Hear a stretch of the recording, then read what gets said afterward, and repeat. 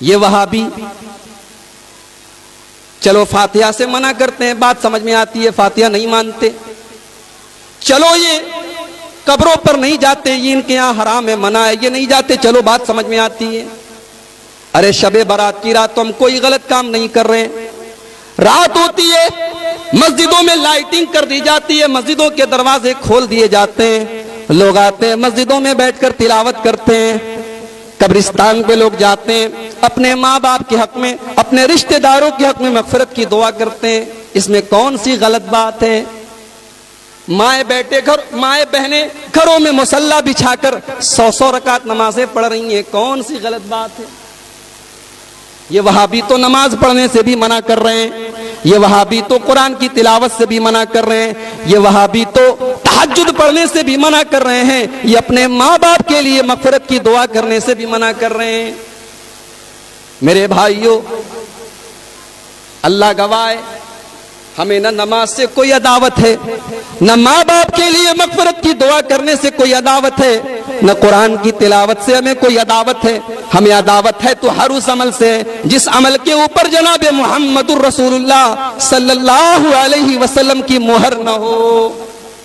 ہم کہتے ہیں اتنی ہی برکت والی رات تھی تو جیسے میرے نبی رمضان کا آخری عشرہ آتا تھا، حضرت عائشہ کہتی ہیں کان رسول اللہ صلی اللہ علیہ وسلم اذا دخل العشر، جب رمضان کا آخری عشرہ آتا تھا اللہ کے پیارے حبیب احیا لیلہ وایقظ اہلہ وشد مئزرہ، اللہ کے نبی پوری رات جاگا کرتے تھے، اللہ کے نبی کمر کس لیتے تھے، رات برات تہجد کی نماز پڑھا کرتے تھے اور خود بھی پڑھتے تھے، اپنے گھر والوں کو بھی جگایا کرتے تھے.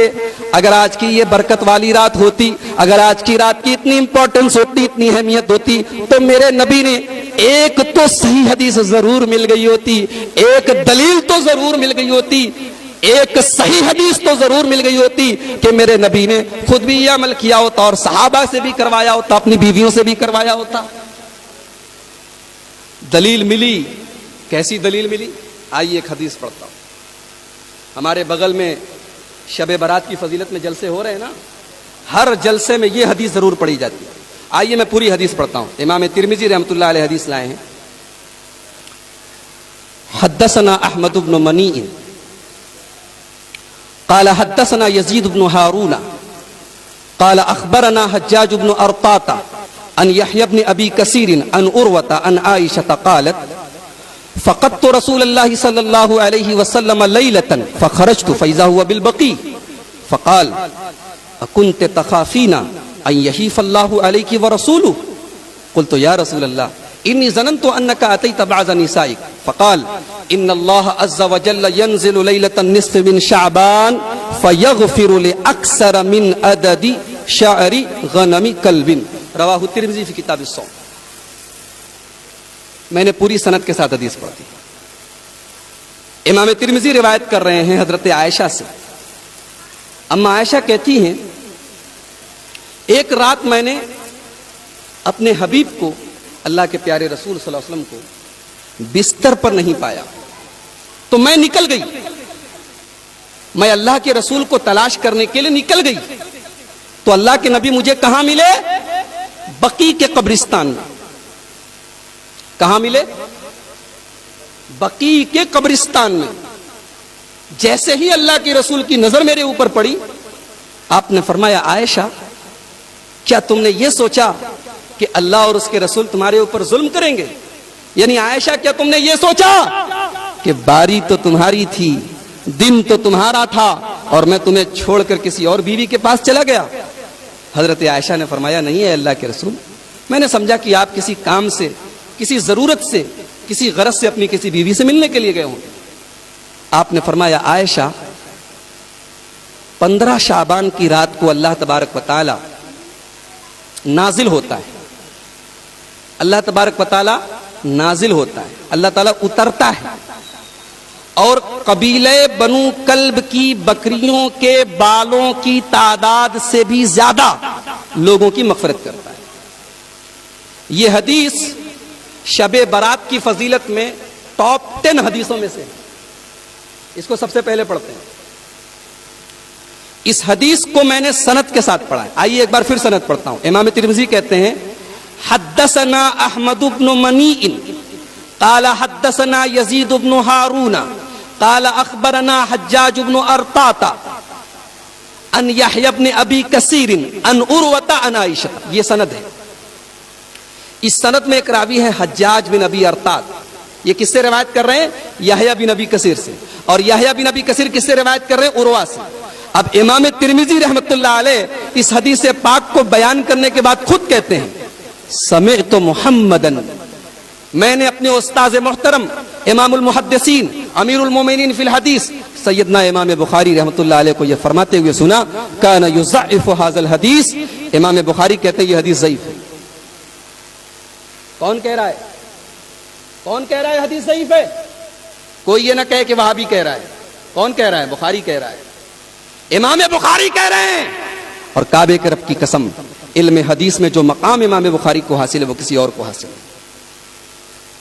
امام بخاری کسی راوی کے بارے میں کمنٹ کر دیتے ہیں فیہ نظر، اس راوی کی حدیث کو تھوڑا سوچ وچار کر لیا کرو. یہ نہیں کہتے کہ ریجیکٹ کر دو. امام بخاری اگر کسی راوی کے بارے میں صرف اتنا بول دیں فیہ نظر، اس راوی کی حدیث کو سوچ سمجھ کر لیا کرو، تو علماء کا اتفاق ہے، محدثین کا اتفاق ہے، فقہاء کا اتفاق ہے کہ وہ حدیث ریجیکٹیبل ہے، وہ حدیث مردود ہے، وہ حدیث قبول نہیں کی جائے گی، کیونکہ اس کے راوی کے بارے میں امام بخاری کا اتنا زبردست کمنٹ ہے. امام بخاری بول رہے ہیں یہ حدیث ضعیف ہے. اچھا یہ تو سند ہے. اچھا امام بخاری حدیث کو ضعیف بتاتے ہیں، وجہ کیا بتاتے ہیں؟ امام بخاری کہتے ہیں، اور یہ جملہ بھی ترمذی کے اندر موجود ہے، امام بخاری کہتے ہیں اس حدیث میں ایک راوی ہے حجاج بن ابی ارطاط، اس نے یہ حدیث روایت کی ہے یحییٰ بن ابی کثیر سے، جبکہ دونوں کے بیچ میں سما ثابت ہے.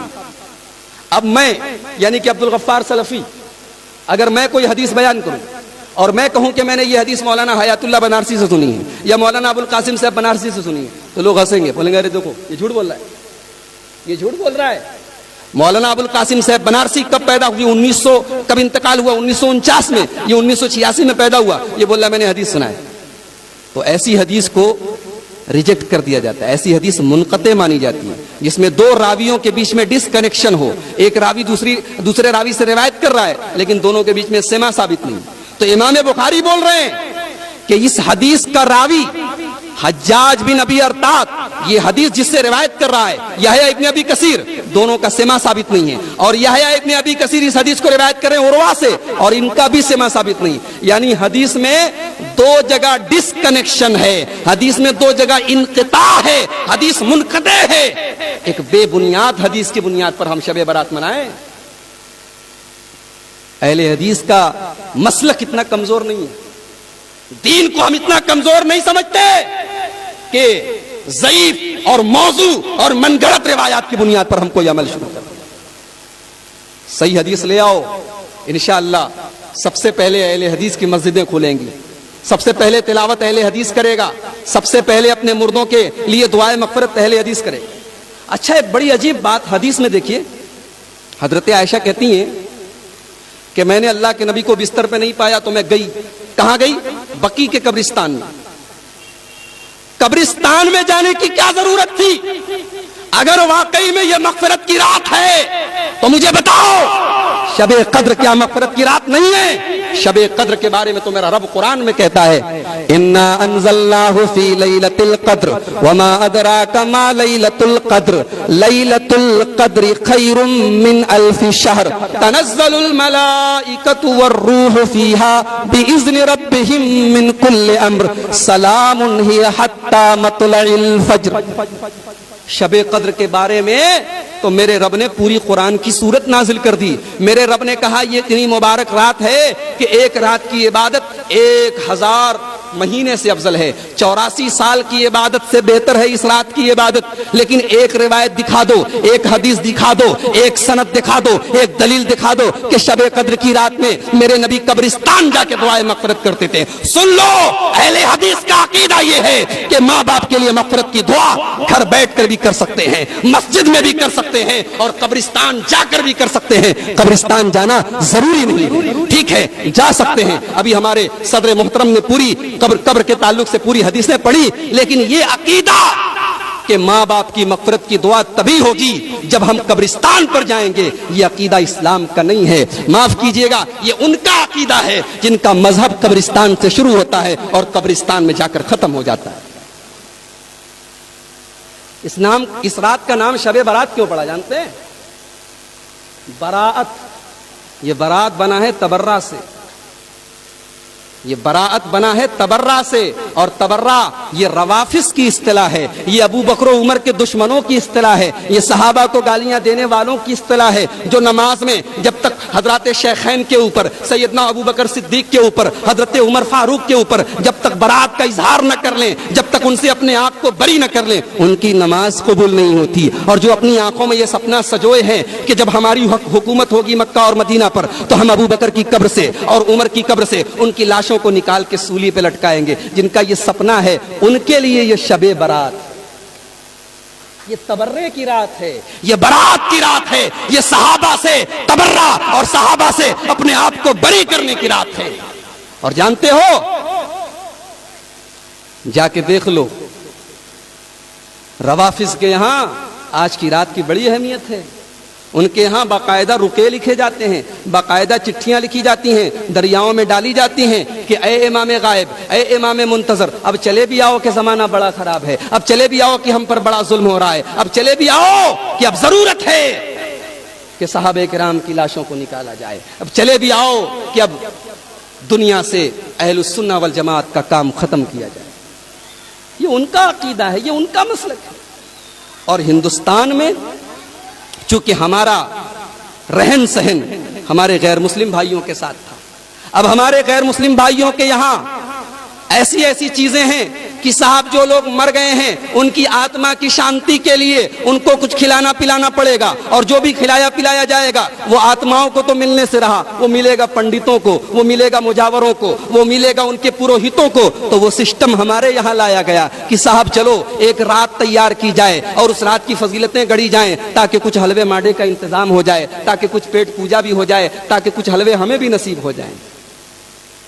اور دلیل کیا دی جاتی ہے کہ جنگ احد کے موقع پر اللہ کے پیارے رسول صلی اللہ علیہ وسلم کا دانت ٹوٹ گیا تھا، آپ کے دندان مبارک شہید ہو گئے تھے۔ ارے عقل کے اندھو، جنگ احد شوال میں ہوئی تھی، یہ 15 شعبان ہے، شعبان اور شوال کے بیچ میں 2 مہینے کا گیپ ہے۔ عید پر تم بھی حلوہ کھاؤ، ہمیں بھی کھلاؤ، ہمیں کوئی اعتراض نہیں۔